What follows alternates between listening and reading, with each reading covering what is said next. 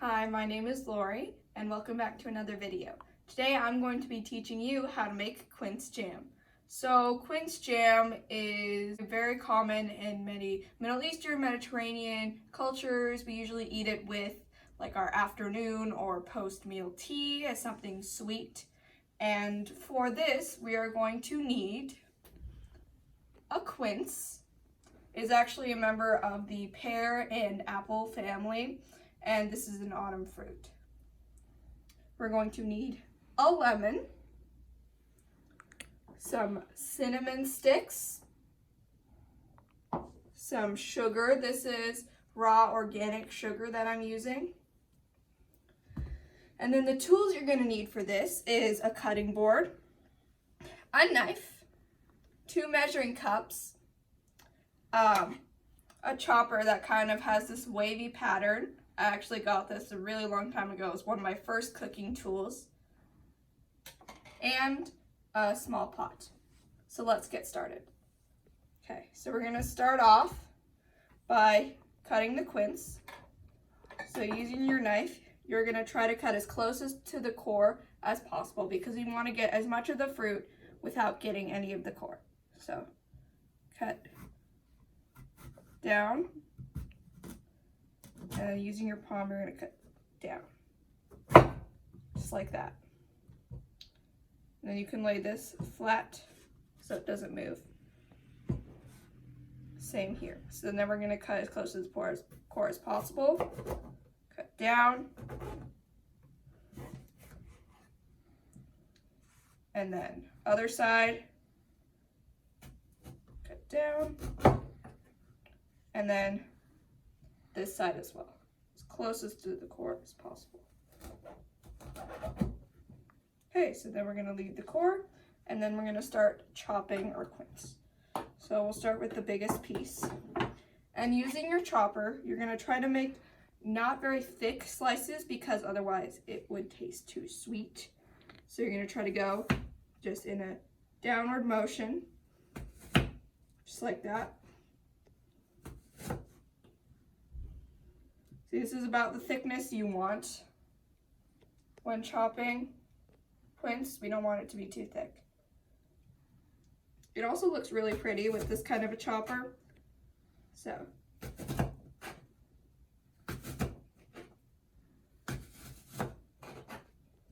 straight down. And the last one.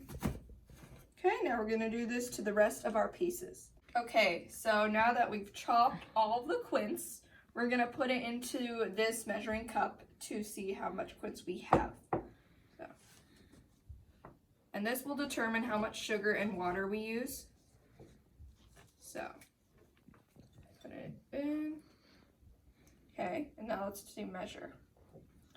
That is about 2 cups. We're also going to need the core because we're going to be using 5 or 6 of the seeds. Try to make them whole seeds. So we're going to need to save that because the seeds provide a gelatinous texture and it thickens the jam naturally when you're making it. So make sure don't throw the core away because we need the seeds. So we're going to take out some of the seeds without cutting them because just taking it out. We'll save 1, 2,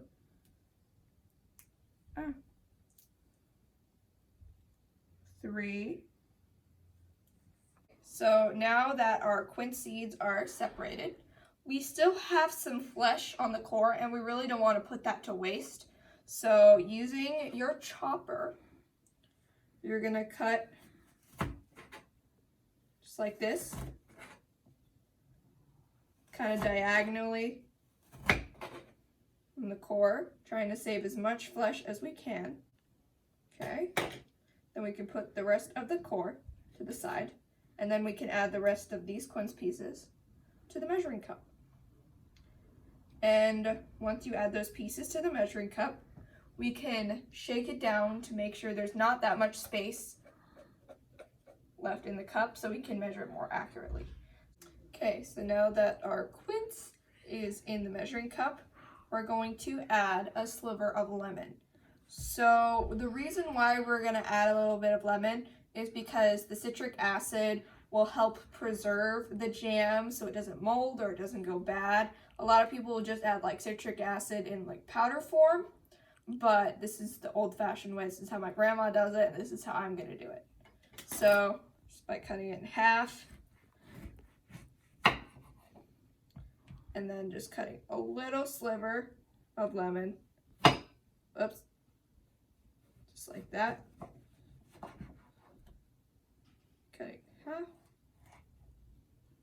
And then putting it in with the quince. Lemon off to the side. And now we're gonna move on to our sugar and our water. So we have 2 cups of quince, and we need half of 2 cups for the sugar and half the sugar for the water. Basically what I mean is there's 2 cups of quince, so we're gonna need 1 cup sugar.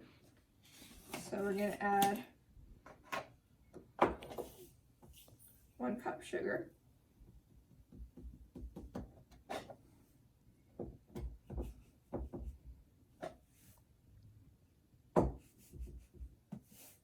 Okay, to the pot.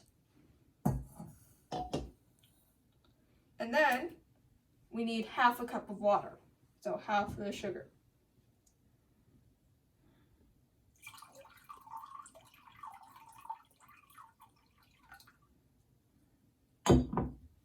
Add that to the mixture. And then we're gonna put this sugar water to boil on the stove before we add the quince. So now that we brought our sugar and our water to the stove, we're going to turn it on high heat and bring it to a boil. And then after this is turned to a boil, we're going to add in our quince and our lemon. Notice I did swap out the lemon sliver for a whole sliver because the other one got a little messy. And then we're going to add our cinnamon stick and our quince. Okay, so now I think our sugar and water is boiling. We're gonna take the lid off. And we're gonna start to stir it. Whoops.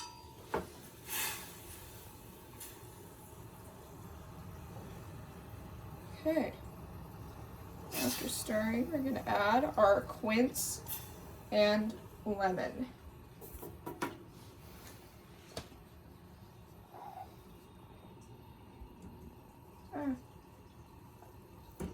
I'm going to use this to help. Okay, I'm going to start stirring it. Now we're going to add 1 cinnamon stick.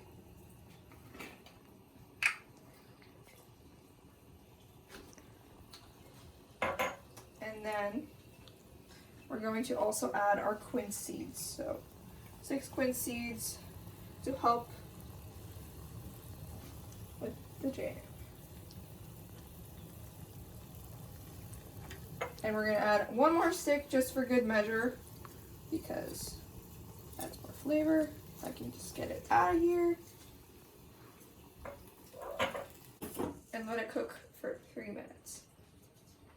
So this is just part way into the boiling process. As you can see, it is starting to boil. You can see it's already changing color.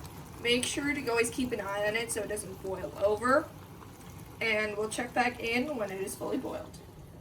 Okay, so our jam has been boiling for 3 minutes, so we're going to turn it off. And then we're going to let it cool completely. Ooh.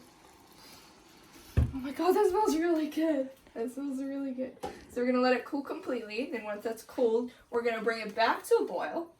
And then once we boil that for a little bit, we're going to cool it down, and then we're going to do that a few times to get it more of like a caramel, darker orange color. If you like it this color, I mean, it's all based on like your aesthetic preference. It doesn't really change the taste, but you can cool it down and bring it to a boil as many times as you want. So now our jam has cooled down all the way, And when you're cooling it down, it's best to take the lid off and let it cool. And so now we're gonna put the lid back on. And then bring it to a boil again. I'd recommend bringing it to a boil and then cooling it down, doing that at least twice, so it becomes thicker and more jam-like. So this has been boiling for 3 minutes for the second time, so let's check on it. Ooh, see, it's a little bit darker color. Oh my god, it smells really good. Okay, then we're gonna turn it off and let it cool completely. And then we're going to take the lid off to let it cool completely. It also makes it easier to cool. So as you can see, the color is getting deeper. And we're going to boil it one more time. And if you don't want to keep doing this boiling process of boiling it cool, you can also cook it for longer, maybe 10 minutes, and then just let it cool completely. But if you do want it to be a darker color, you can still boil it and cool afterwards. So right now we're gonna turn off the jam from boiling. I did it a few more times, and I usually like the jam a lot darker than this. This is a sample of a previous one we made. It is pretty dark, as you can see, so I'm gonna be doing this a few more times. But as you can see, everything is starting to get a little more cooked, a little more golden brown, and it smells really, really good. Okay, so now this is completely cooled. This is a few hours later, and I am checking in on it, and oh my goodness, see the difference. It's all like way more jam consistency. Smells really, really good. I'm gonna try a little bit.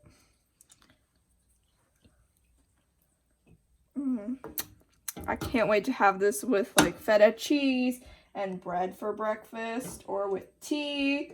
Oh my goodness, like it's so good. Here, I'm gonna try a piece. Try a piece. Ooh, it's super sticky too. Oh my goodness, it's so good. I really recommend it. Thank you guys for watching this video, and I hope to see you next time. Bye-bye.